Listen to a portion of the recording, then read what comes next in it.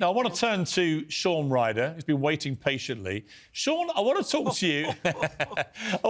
you. Not about those things you'd be pleased to hear, but I want to talk to you about rock festivals. We saw the return of Glastonbury, and I've got to say, although I would literally rather go to hell and back than actually go to Glastonbury and sit in a stinking tent surrounded by stinking people for 4 days, I've got to say, I did enjoy watching it on TV. I loved the spectacle. I loved the huge crowds. And what was interesting to me was a lot of the biggest stars of the festival were the old rockers. Paul McCartney, Diana Ross and others. Let's take a little look at a clip of the two of them.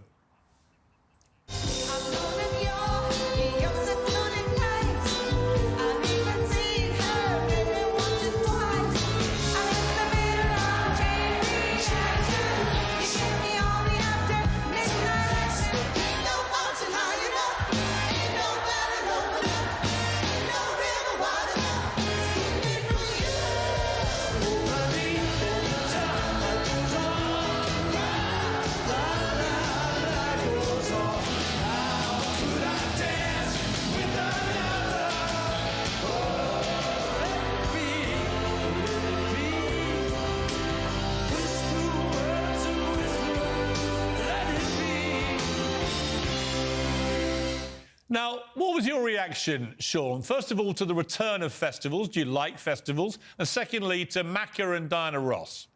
Well, you know what? I was just listening to that there, right? And it's live, right? OK, so, you know, you don't get the sound checks you're going to get at a normal show. Everything's really hurried, you know, including for the headline acts. But what I just heard then sounded brilliant, you know. I mean, Really? I've heard, you know, bits of chatter about out of key and all that lot. But to me, Piers, I mean, I might be off my nuts, but... Or not. I don't think you're off your nuts, but you might need your ears cleaned out, because I thought this. I watched the whole of Paul McCartney's set and the whole of Diana Ross's set. I thought McCartney was magnificent. I thought that was honestly one of the greatest Glastonbury shows I've ever seen. But I also thought he was brilliantly judicious. Absolutely, yeah. He was brilliant in the selection of the songs he chose to sing. He understands the limitation of his voice, and I thought he got away with it. However, Diana Ross, I'm really sorry, but she sounded like a bunch of drowning cats. What were you listening to?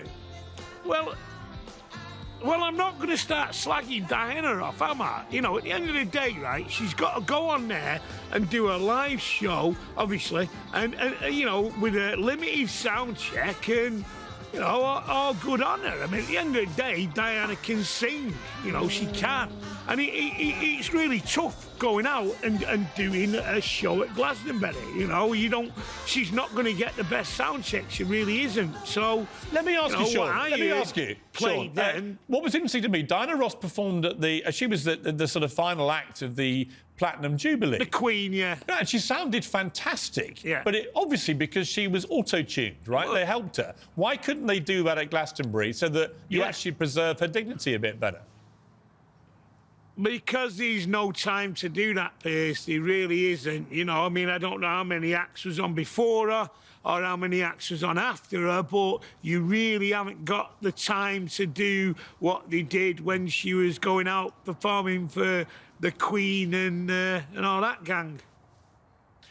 When you I'm really not going to sit here and start slagging her off, really. No. And actually, it's not an easy job. Don't get me wrong. I love Diana Ross, and I think she's one of the greatest singers in history. It's just interesting to me, in the last week, you've seen Elton John in England, you've seen Mick Jagger doing it with the Stones, Paul McCartney and Diana Ross. And I've got to say, you know, Elton, he sort of gets away with it because he's lowered the range of his singing. Mick Jagger was never that great a singer, and he's a brilliant performer and seems to maintain the same level of reasonably media. Well, he's not a great singer, Mick Jagger, is he? He's not. Say that. Mick Jagger is not a great singer. He's a brilliant singer. No. He's the best bell-ringing ringer going in the world. No, he's a great hip wiggler. He's earned his right. He's a brilliant performer, but... Well, he is, yeah. You would never compare him to a singer like Freddie Mercury, would you? He's not a great singer. I'd rate him better than Freddie Mercury for what Mick does. You know, I mean, you know, Freddie's going out there doing what Freddie does and Mick's going out there doing what Mick does.